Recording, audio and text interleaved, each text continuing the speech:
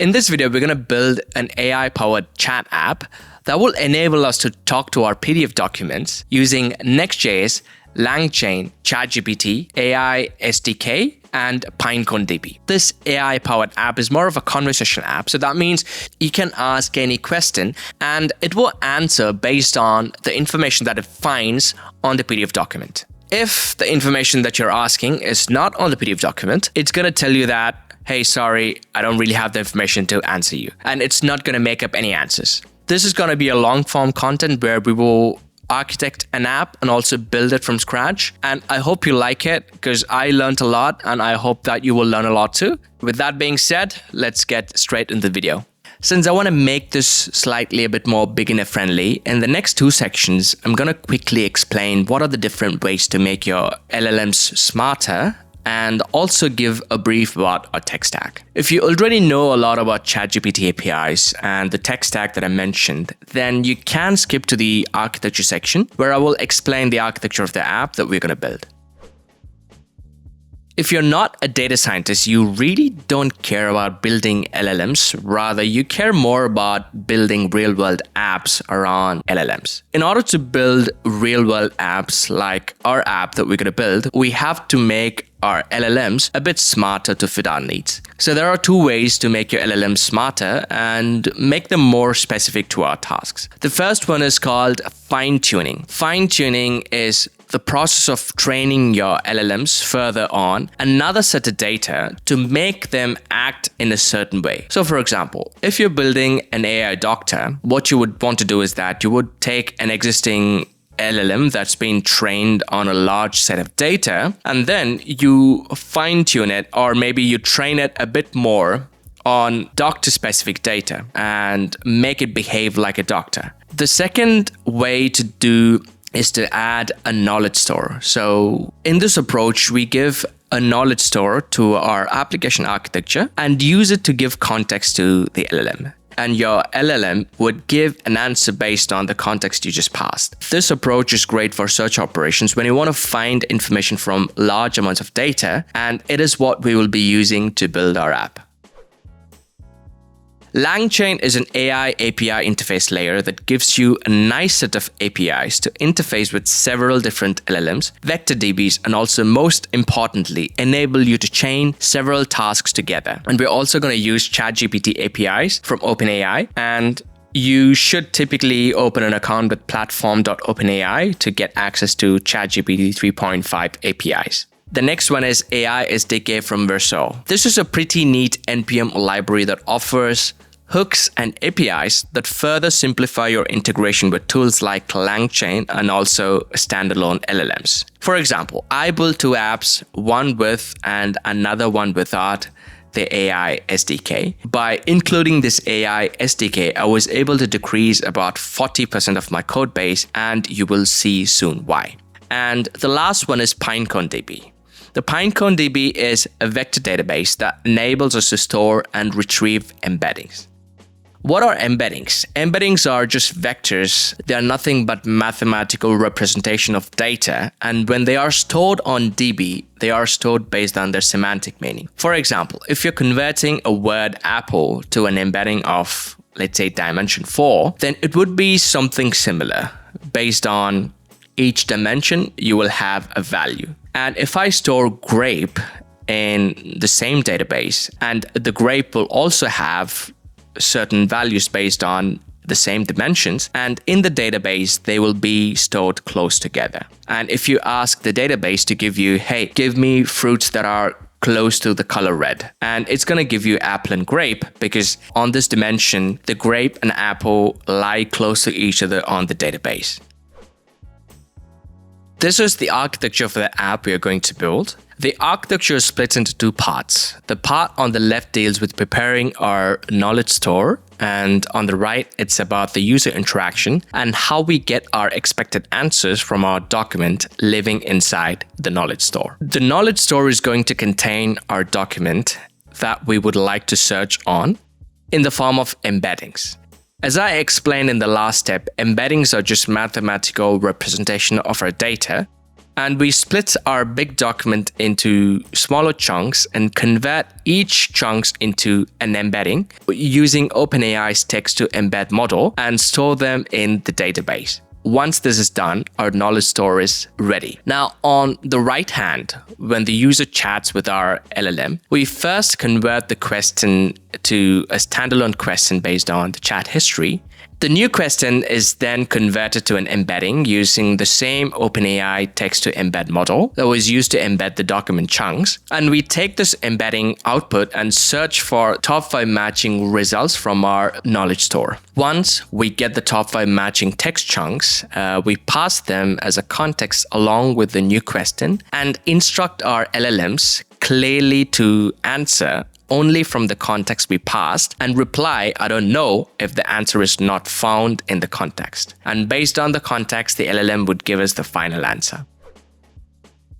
We are going to break down our app dev process into steps. So we will build our app in a sequence of 10 steps, and we will go through one by one and build each step. First step is going to be we're going to set up our Next.js app with shadcn UI and also include the dark mode. The next one, we're going to build the UI components required for our chat app. And then we're going to set up all the configurations and the external accounts that we need for OpenAI and also for accessing the Pinecone DB. And then we will set up the knowledge store using the Pinecone DB index, and we will chunk our document and then embed the document and store the document inside our Pinecone DB index. And we will prepare the LLM templates and instances using the Langchain. And we will build a chain using the Langchain and stream the information back to our client side using AI SDK. We will prepare the chat endpoint in order to use the stream and then send it back to our client side inside Next.js 13. And we will use the stream information and the AI SDK inside our chat UI in order to make our app more conversational. And the last step is going to be we're going to get the source information and send it as part of the stream so that we know which are the sources that the LLM uses in order to generate the final answers. All right, so for the step 1, we have to set up our app using shadcn UI. So if you go take a look at the installation instructions for the Next.js 13, you should have all the instructions to set up your app using Next.js 13. And also if you come to dark mode, you should have the instruction to set up your app using the dark mode. So once you're done with this, your app should look something like this, where you would have all the components that you've just installed for your dark mode and for your setup. For me, at least for this app, I had to downgrade my Next.js to 13.4.2. So if the latest Next.js version works for you, use that. If not, please feel free to downgrade that. Your global.css file should look like this. If you don't see this, then you should probably copy the information from shadcn UI docs. Another thing is that I've marked my type as module in order to use ESM imports as a default. And for the files that use the CommonJS imports, you have to mark them as .cjs files. For example, here you can see that I've marked .cjs for my post.css config and my Tailwind CSS config. With this, the setup is done, and I'm going to go into my page.tsx file and explain you what's happening here. I have a main container, and inside the main container, I have a sticky header. Inside that, I have a span with the text inside and also the dark mode toggle. And if I run the app should look like this. I can switch between light and dark and also the system. And yeah, so with this, the step 1 is complete. For the step number 2, I want to build a UI that looks like this. So for example, I need to have 2 chat bubbles, and the first one is going to be AI and the next one is going to be you, right? And also when we get the answers back, we should be able to show the sources information as well in the chat bubble. So this is what we're going to build in this section. So the data is going to be dummy data for us. And once we have the real data from our chat endpoint, we would try to populate that. So for now, let's go ahead and build this UI. So first, we're going to build the chat bubble component that we just saw. In order to build the chat bubble, we need to import some component from shadcn UI. Let me go ahead and add that. We need an accordion component, a card component, an input component. All right, so we have installed all the components that we need. And on top of that, we need to install the NPM AI SDK. Let me go ahead and install that. And also on top of that, we're going to need a library called React Wrap Balancer that will enable us to wrap the text properly. We're going to need another library called React Markdown in order to show the source text as part of the Markdown. All right, so we've just installed all the things that we need. Let's go ahead and build our chat bubble component. So what I've done is I've just imported all the required libraries and the components that I need for my chat bubble. First thing I'm going to do is that I'm going to make a simple wrap text method that will take the content and wrap it using span tag so that we can pass this information inside our React Wrap Balancer. And once that's done, we're going to have our interface, the chat bubble props that will extend the message type from AI SDK React. And after that, we're going to have the chat bubble. The chat bubble is going to use the role, content, and the sources information from our chat bubble props. And as you can see that we've passed the content information inside our wrap text method, and we get back the wrapped message. Let's say wrapped message. And once that's done, we're going to build our chat bubble component. And for the chat bubble component, we would be adding a card component from the shadcn UI.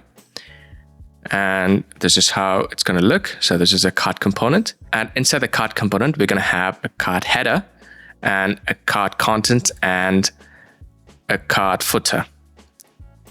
So let me go ahead and add the card header. The card header is going to contain the title of the chat bubble. And if the role is assistant, you're going to see AI. If for all the other roles, you're going to see you. And after that, we're going to have card content component. The card content component is going to use the wrap message inside the React Wrap Balancer component. And at the end, what we're going to have is we're going to have a card footer that's going to contain the accordion component, and it will use the sources information inside the accordion component. What we're going to do is we're going to check if the sources array is empty or not. If it's not empty, we're going to iterate through this array and make our accordion component. And we use the source information inside a React Markdown. Now you can see a simple utility method here that we use to clean the source text, because the source text comes from the knowledge store, so it's not properly formatted. So what we're going to do is we're going to add a simple method inside our utils in order to properly format the source text. And let me import this information. Yeah. All right. So with this, our chat bubble component is ready. So in order to use our chat bubble component, we're going to import our chat bubble inside our chat.tsx component. And this component is what we're going to use inside our page.tsx. It also requires input and button component. We don't really have any data, so we're just going to simply use a dummy data. And what I'm going to do is I'm going to create my chat view based on this information. So first, we would have a parent div that holds all the chat information. The first container is going to have the chat bubble information. So what it does is that it iterates through the messages array and builds the chat bubble for each message. And I'm going to check for the role. If the role is not equal to assistant, then we're not going to show any source information. If it's assistant, then we're going to show the sources information. After that, we're going to have a form field that's going to have our input and our button component. So I'm going to simply import my chat component inside my page.tsx file and see if it works. All right, so you can see that it's working as expected. So we've got the dummy data and we can see the text inside the accordion for the AI and not for the user. So with this, our UI step is complete. Now we're going to make a .env file on the root of the app. And you can see that we've got a few things that we need to fill, and we are going to do that. The first thing you need is the OpenAI API key. You can easily get that by making an account inside platform.openai.com. And the next one is Pinecone API key and Pinecone environment. So in the same fashion you would need an account with the Pinecone DB, you just have to go to API keys and then make a new API key. And once you make an API key, you would have the environment information and the API key information that you need. And then comes the Pinecone index. A Pinecone index is just an organizational unit for your Pinecone database. And it's just how the Pinecone database organizes your data. So there are two ways to make your index. The first one is through the Pinecone console, and the other one is using the create index API. I would recommend you to make your index using the console, but if you want to do it through the code, you can use the API. But you also have to keep in mind that index creation takes a lot of time. So the code that tries to access the index after the create index API would have to wait for about 3 to 5 minutes. So you most likely need to have a retry mechanism or a timeout. So that's also the reason why we have a timeout here. After the index, you see a namespace. The namespace basically enables us to organize the data inside the index. If you store 2 documents in one index, you can give namespace A for the document 1 and namespace B for the document 2. And when you try to request the data for a specific document, then you can use the namespace to target that document that you want to talk to. At the line number 16, you have a path where your document lies. What we're going to do is that we're going to install another library called Zod and use a file called config.ts and pass all the environment variables inside the schema and then export the schema. When we access any environment variables, we expect them to be there. In this step, we are going to create our Pinecone client. For that, let's go ahead and create a Pinecone client.ts file and also install the Pinecone DB's npm library. The Pinecone client instance from the Pinecone DB library will be used to talk to the Pinecone database. Inside this file, we are going to have 3 methods. The first method is going to create the index for us in the Pinecone DB. As I've told you in the last section, I would recommend you to create the index using the console, but if you cannot, then use this approach. For the index creation, you use the create API and pass the config that contains the index name, dimension, and metric. You can read more about them in the Pinecone docs, but for now, let's stick to this configuration. And we are also going to give a delay for the Pinecone index to get created. And if there is a failure, we throw an error.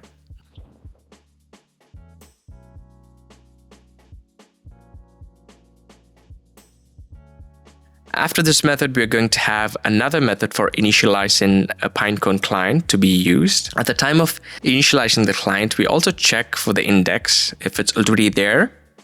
If not, then we call the create index method.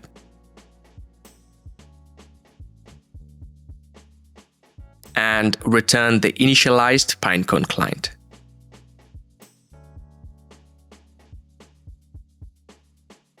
And then we export a getPinecone client method that returns the initialized Pinecone client to be used across our app.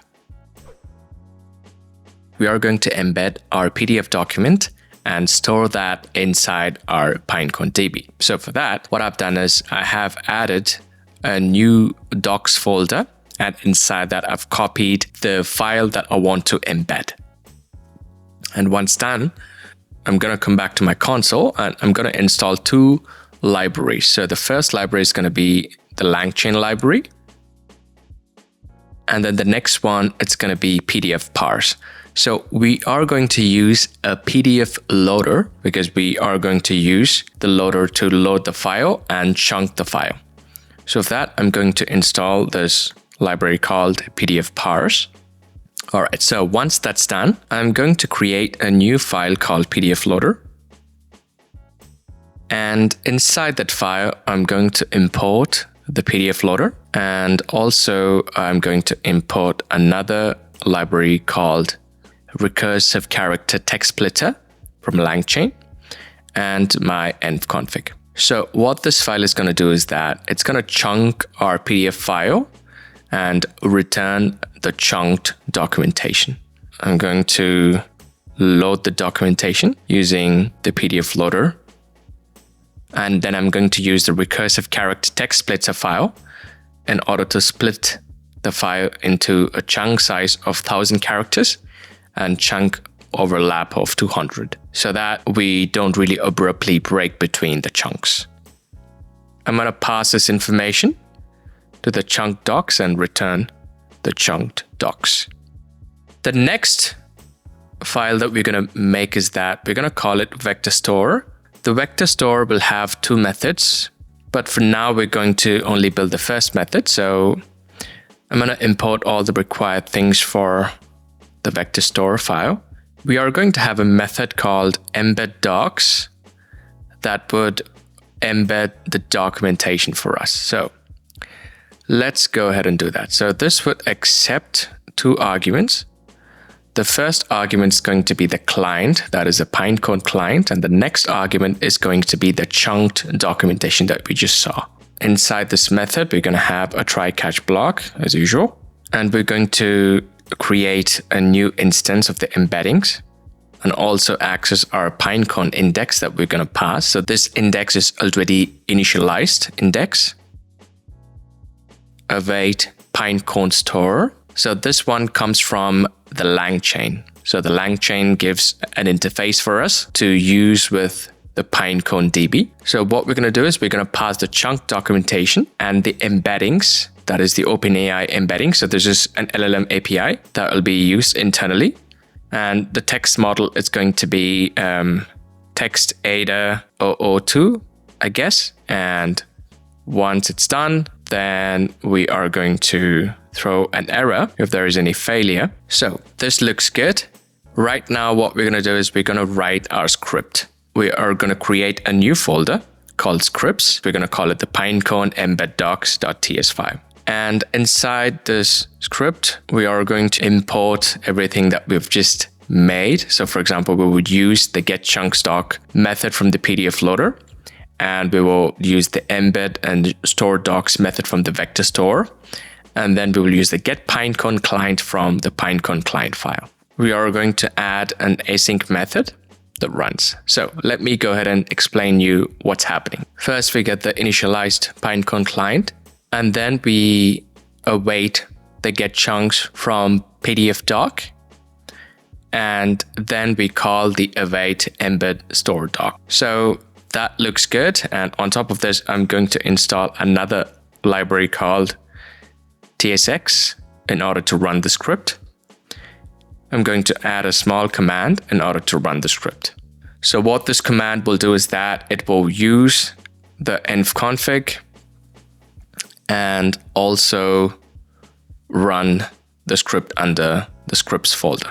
Now we're going to run the script to see if this is going to create an index and also chunk our PDF documents and embed them and also push them to this index.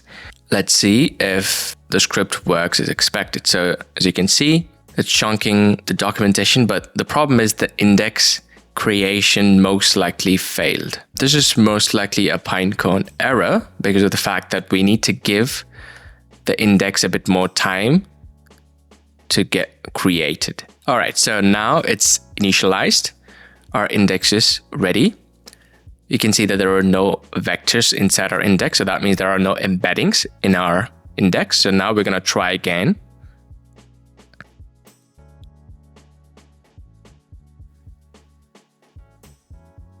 All right, so this is successful. So you can see that if I click, we have 325 vectors and our document is chunked and saved inside our index. Now that we have embedded our documents, it's time for us to prepare the LLM template. So for example, we use two LLM instances in our Langchain. The first one is going to be a non-streaming model, and the next one is going to be a streaming model. So this one will give us a stream to consume on our client side. let's go ahead and create 2 instances. So for that, I am going to create LLM.ts, and I am going to import chat OpenAI from Langchain chat models. And I'm going to have 2 models. The first one is going to be a streaming model, and the next one is going to be a non-streaming model. And the temperature is going to be 0 for both, because we don't want them to digress too much. Okay, so once that's done, let's go ahead and create 2 templates. So the first template is going to be a template to generate the standalone question. And the next template is going to be to get the detailed answer. So for that, I'm going to create a prompt templates file inside our libs folder. And I'm going to copy this information. So first one, it's going to take the chat history and the question that we have and generate a standalone question. And the next one is a QA template, and that will get the context.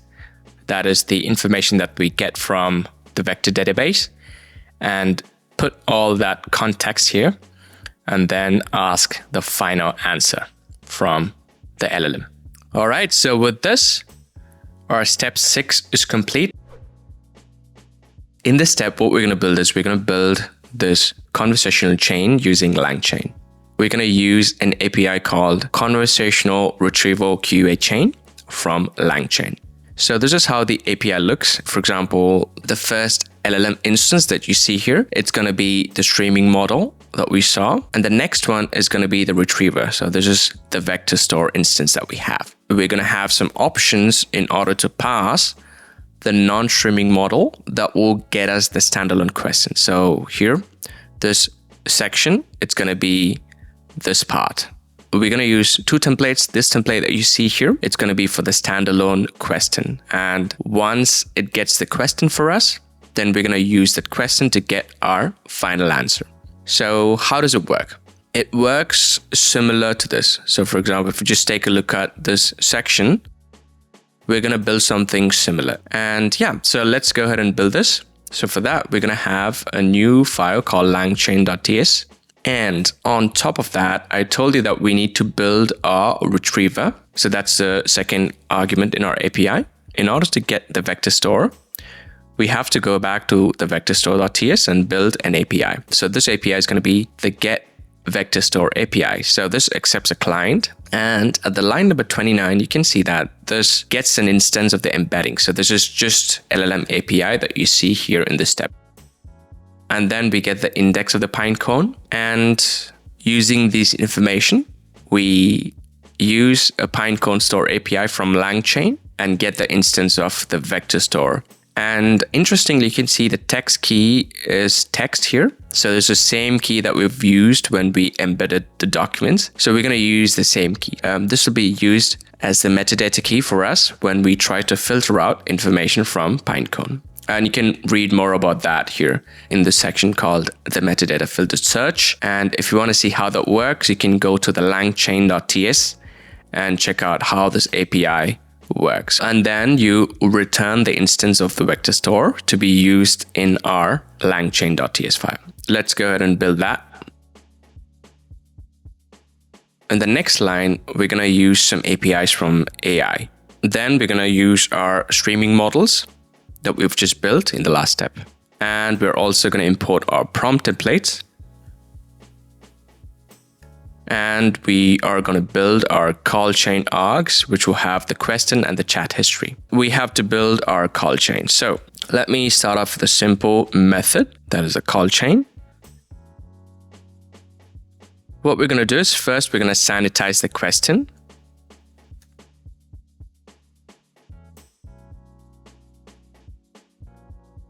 And the next line, we're going to get the Pinecone client instance.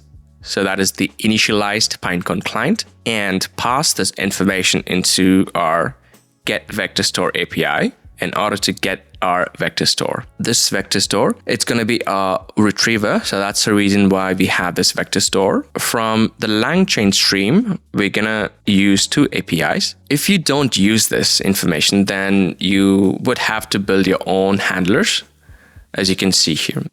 So we have few handlers and that you would have to build on your own, and then you'll have to stream your own data if you use only Langchain. But if you use the AI SDK, the streaming is done with the AI SDK's API, and it's just going to make your life much more easier.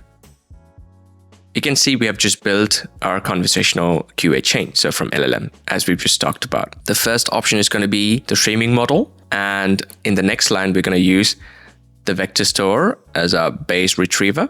And then inside we have the QA options. So this is QA template. So this is the question that we get in order to get our final answers. And in the next line, we have a template that will get us the standalone question from the LLM. And we also have a question generator chain options that contains the non-streaming model. So for example, this will be used with this template in order to get the standalone question for us. So this small chunk of code will be used here in this section of the architecture. And the QA template that you see here will be used at the last section. So, and also we're going to return the source documents to be true because we will use this later. And in the next line, what I'm going to do is I'm going to call this chain. I'm simply going to pass the question and the chat history. And we're going to pass the handlers that we got from the Langchain stream from the AI SDK.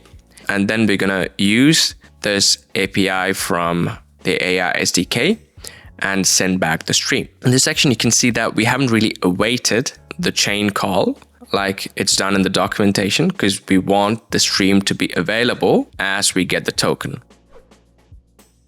Now that we have our Langchain API prepared, we are going to build our chat route in order to consume the APIs that we've just built. Under the app, I'm going to have a new API folder. And inside that, I'm going to have another chat folder. And inside the chat folder, I'm going to have a route.ts file. This route is going to get the chat messages from the users and pass it on to the call chain API that we have built inside our langchain.ts file. So I'm going to import the call chain, and also I'm going to use the message type from AI. Also, I'm going to have a small utility method. We're going to use this to format the chat history. And we're going to have a post request handler. And then we're going to access the messages information from the request body. And then we're going to prepare a chat history using the messages variable and format message utility. And we're going to pass the last item as the question. If there are no questions, then we return a Next.js error response. If everything looks good, then we pass on the question information and chat history onto the call chain API and return the streaming text response. And if something fails, then we also throw a 500. All right, so with this, our chat endpoint is complete and our backend is pretty much ready. So in the next steps, what we're going to do is we're going to use the chat endpoint and build the frontend. In this step, we're going to build our chat UI. So for that, we are going to use this use chat hook from the AI SDK.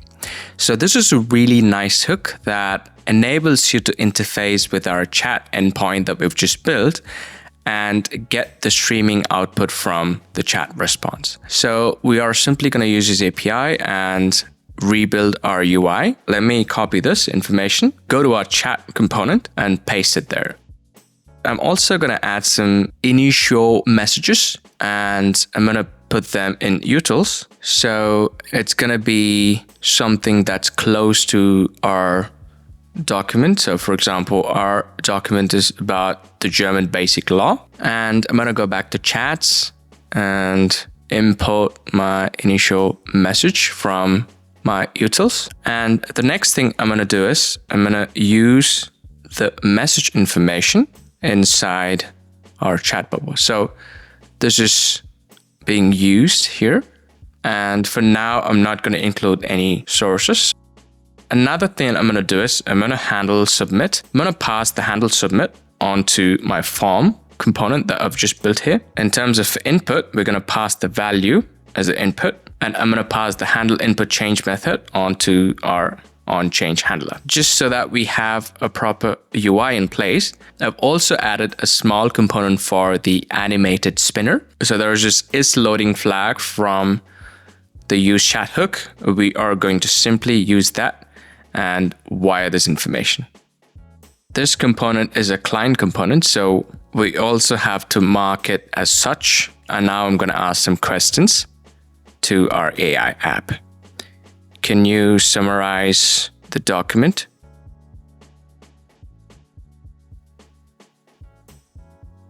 Now you can see that we are getting the streamed answers from our AI based on the documents we just embedded. So now if I ask some questions that are not in our document, it should just tell us that it doesn't really know the answer.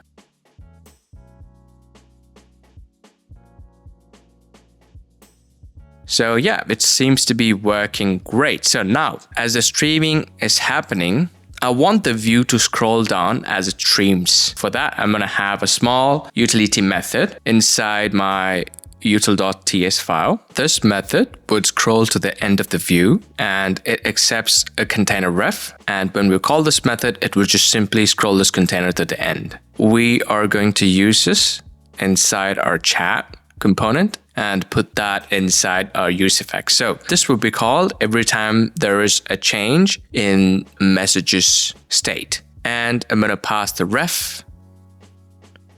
So let's see how this works. So now, if I ask some questions, as you can see, as the streaming is happening, the container scrolls to the end. Just makes our UI more refined. We have come to the last step of our app, where we will get the sources information that is used to generate our answers and send them back as part of the stream. There is an interesting experimental stream data from the AI SDK kit, which will enable us to append the data and send the data as part of the streaming text response. So what we're going to do is we're going to go back to our code base and go into our Langchain.ts, and inside our Langchain stream, we're going to add this experimental stream data to be true. And after that, we're going to add an experimental stream data in order to append our sources information to this stream data. Now, the question is, how do we access the sources information? At the line number 36, you can see that we have this flag called return source documents true. That means we would have by default 4 source documents coming back as part of our call chain response. And we can access the call chain response by using a simple then handler. And what we're going to do is we're going to get the first 2 items from the 4 items that we get back. And we're going to map the value and get only the information that we need and pass it on to page contents. Once our data is ready, we are going to append it to the stream data and do a data.close. Now we're going to pass the data onto our stream text response. And this data can be accessed on the client side as part of use chat hook. Let's go back to our chat app and try to consume the information with a simple data item. So in this data item of the use chat hook, we will have the stream data that we stream from our Langchains. The problem is we still have to match the data with the appropriate chat message. So for that, we're going to use a small utility inside our util.ts file, which will enable us to match or map the sources information with the right AI text message. I'm going to go ahead and add this simple method. So this method is not perfect. I think they're going to make some updates in order to make this easy to do within the AI SDK itself. But until then, we'll just use this method in order to map the sources information with the right AI message. So what I've done is I've just simply used the get sources within the sources prop. And let's go ahead and see if this is working as expected. Let's go back to our app and ask a question.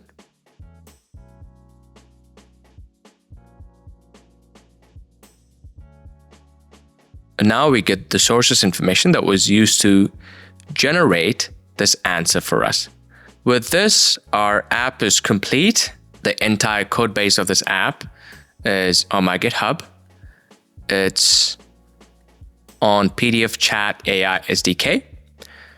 And I've made all my updates here. So you can also go take a look, play around with the code, and let me know what you think.